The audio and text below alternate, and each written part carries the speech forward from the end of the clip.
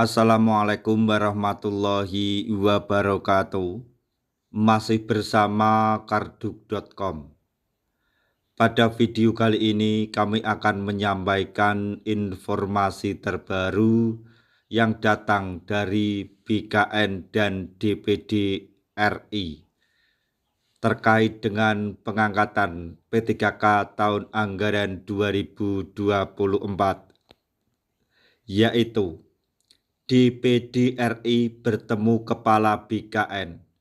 Ada informasi penting soal P3K paruh waktu. Tapi sebelum kami lanjutkan, bagi rekan-rekan yang baru menemukan channel ini, tekan like dan subscribe-nya. Dan juga tekan lonceng notifikasinya supaya nanti bisa mengetahui informasi terbaru terkait dengan pengangkatan tenaga honorer menjadi P3K tahun anggaran 2024. Sekarang mari kita simak dan cermati penjelasan yang ada di video ini supaya nanti tidak gagal paham.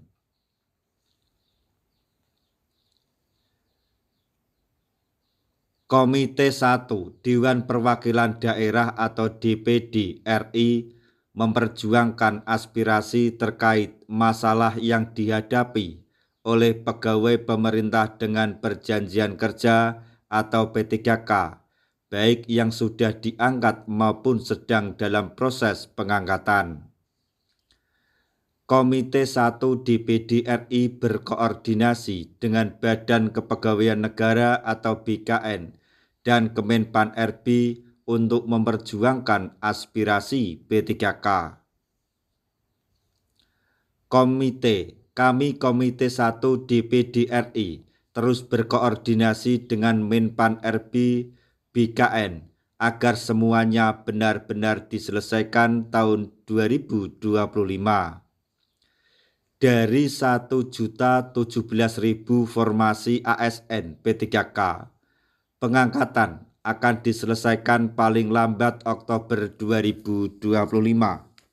Kalaupun setelah Oktober hanya untuk pengangkatan ASN P3K paruh waktu, tetapi tetap di tahun 2025, kata Wakil Ketua Komite 1 DPD RI Mohdi dalam keterangan yang diterima di Jakarta pada hari Kamis tanggal 17 Juli 2025.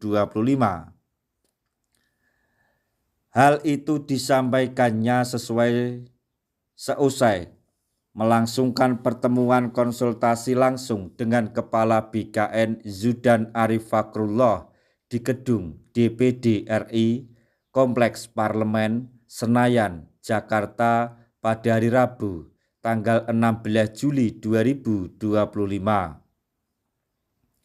Ketua Persatuan Guru Republik Indonesia atau PGRI Jawa Tengah itu pun mengaku masih banyak mendapati masalah di daerah sampai Juli 2025, termasuk dari daerah pemilihan Jawa Tengah yang dilaporkan kepadanya. Di antaranya adalah relokasi atau mutasi guru ASN P3K formasi 2021-2022, pengangkatan ASN P3K formasi 2024, termasuk menyangkut pengangkatan P3K paruh waktu dan mencantumkan gelar, ucap beliau. DPD RI mendorong agar pengangkatan honorer tidak mendapatkan formasi menjadi P3K paruh waktu bisa selesai Oktober 2025. Kami mendorong agar yang paruh waktu diupayakan selesai Oktober 2025 juga, setidak-tidaknya tidak jauh dari Oktober, paling tidak tetap di 2025. Karena kami khawatir akan muncul tuntutan-tuntutan setelah yang dapat formasi sudah semua menerima SK atau surat keputusan.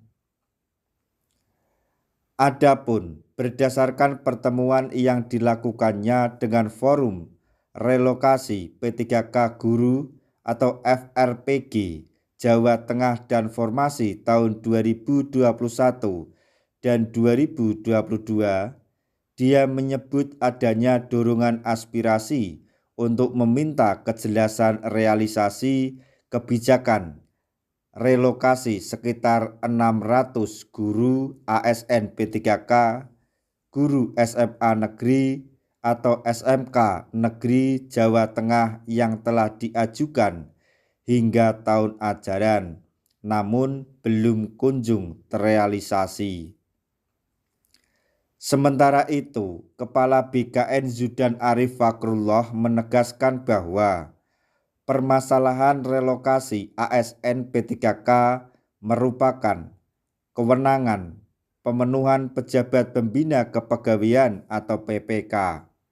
Dalam hal ini, kepala daerah sepanjang dalam wilayah kewenangannya. Hal tersebut, kata dia, merujuk pada Undang-Undang Pemerintah Daerah dan Peraturan Pemerintah mengenai manajemen ASN bahwa mutasi dan promosi menjadi kewenangan PPK. Dia menjelaskan ASN P3K setelah ditetapkan oleh BKN RI dalam satu instansi, maka kewenangan remapping dan redistribusi menjadi kewenangan PPK untuk melanjutnya melapor kepada Menpan RB dan BKN melalui sistem e-mutasi.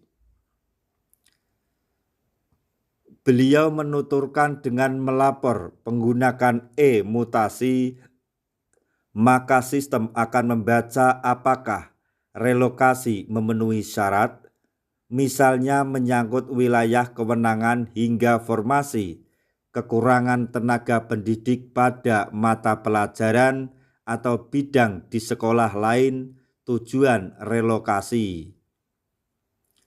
Prinsipnya dan mutasi promosi itu menjadi kewenangan PPK melalui prosedur atau sistem e-mutasi. Tidak perlu melalui surat menyurat lagi ke BKN, Menpan RB maupun Mendikdasmen, kata Zudan usai pertemuan. Bahkan lanjut beliau, BKN memiliki Memorandum of Understanding atau MOU dengan Kemendikdasmen bahwa pemindahan guru, pengawas dan kepala sekolah dilakukan dan dilaporkan melalui sistem e-mutasi dan otomasi. Jadi Pak Mahmudi, kalau perlu saya akan datang ke Jawa Tengah, menjelaskan langsung ke daerah, kata beliau. Zudan Arif lantas mengingatkan pula soal pencantuman gelar bagi ASN yang telah menyelesaikan pendidikan, baik akademik maupun vokasi, sebagaimana telah diatur dalam Surat Edaran atau SE Kepala BKN nomor 3 tahun 2025 tentang pencantuman gelar. Gelar akademik, vokasi, bahkan profesi, sertifikasi, keuangan, agar dicantumkan dalam data ASN karena sesuai arahan Presiden diperlukan profil ASN yang lengkap, kata beliau. Sehingga lanjut beliau, apabila dibutuhkan ASN dengan kompetensi tertentu untuk ditempatkan pada posisi dengan spesifikasi tertentu, maka dapat melihat data yang ada. Untuk itu, lanjut beliau, setiap ASN yang memiliki gelar dapat melakukan pembaruan data diri secara mandiri ke dalam sistem My ASN BKN, termasuk pencantuman gelar profesi. Mohdi pun berharap pemerintah daerah dapat memanfaatkan kemudahan tersebut sehingga data ASN termasuk P3K lengkap sebagaimana yang dimiliki oleh ASN tersebut.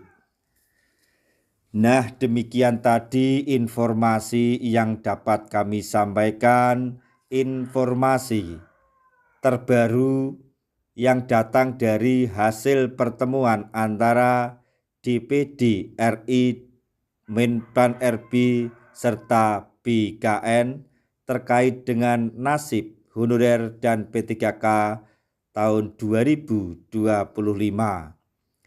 Semoga informasi ini dapat bermanfaat bagi rekan-rekan tenaga honorer semuanya. Di akhir video, kami mengucapkan banyak terima kasih. Wassalamualaikum warahmatullahi wabarakatuh.